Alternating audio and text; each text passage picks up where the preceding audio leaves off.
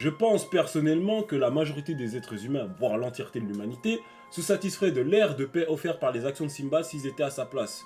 Puisque tout homme sait au fond de lui que ses actions ne pourraient sans doute pas lui survivre, que cela soit dans sa mort ou même de son vivant. Donc il faut se contenter du rêve et de la paix obtenue dans le présent. Mais Simbad ne pense pas comme...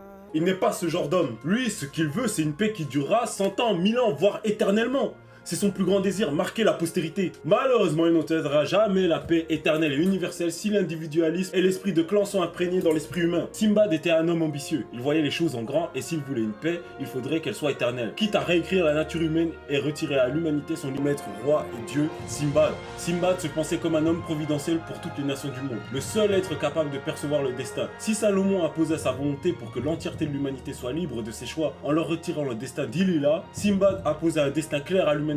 Sa vision permettrait de transfigurer le destin et le monde pour atteindre la paix mondiale tant souhaitée. Bon, je vous épargnerai peut-être la partie métaphysique sur la suite de l'arc final du palais sacré car il y a rien de pertinent à en tirer. On se retrouve dans des histoires de dimensions supérieures, dieux supérieurs, ce qui est bien trop éloigné de notre réalité à ma connaissance. Après, c'est des vies, mais peut-être qu'il serait intéressant de l'aborder sous un autre prisme, celui de la lutte des classes. Notre monde, comme celui de Maggie, que ça soit le monde terrestre ou les différentes dimensions, sont régis par une hiérarchie horizontale, où ceux qui sont au-dessus dominent ceux qui sont en dessous d'eux. Et l'objectif de Simbad, comme celui de Marx, avec son livre Le Capital, est de briser ces plafonds de verre pour que tous soient égaux et que ceux du haut ne manipulent plus ceux du bas. Enfin bon, dans le plan de Simbad, c'était plutôt de se placer tout en haut de toutes les dimensions qui lui sont supérieures, quitte à tuer tous ceux qui sont au-dessus de lui dans le processus, voire même de ceux de son propre monde. Pour cela, il n'aurait plus à subir le destin imposé par ses dieux. Avec Simbad, on est plus sur le narratif méritocratique créé par le capitalisme et ses agents qu'autre chose, vous me direz.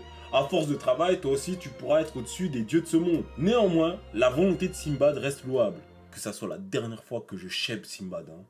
Bien que pour sa réalisation, comme je l'ai dit précédemment, il faut sacrifier d'innombrables vies. Perte de libre arbitre, génocide planétaire et multidimensionnel, monopole de la pensée, la paix mondiale ne pourra jamais se faire avec ces éléments comme pierre angulaire de celle-ci. À moins que notre monde devienne celui de Warhammer 40 000, 1984, ou encore celui de Matrix. Et même s'il était amené à le devenir, on trouverait toujours des gens pour se battre contre ces tyrannies. Malgré sa grandeur et son ambition démesurée, Simbad trouvera face à lui des gens prêts à se battre pour obtenir un avenir et une paix non conditionnée par un seul mode de pensée. Et un seul homme comme celle que s'apprêtait à offrir le roi des sept mers à son monde. Surtout que cet homme, malgré sa sagesse, sa bonté ou sa grandeur, avait lui aussi commis bien des erreurs. Et son plan pourrait tout aussi bien mener ses semblables dans le mur. Tout simplement car de l'acteur principal de cet objectif, l'homme.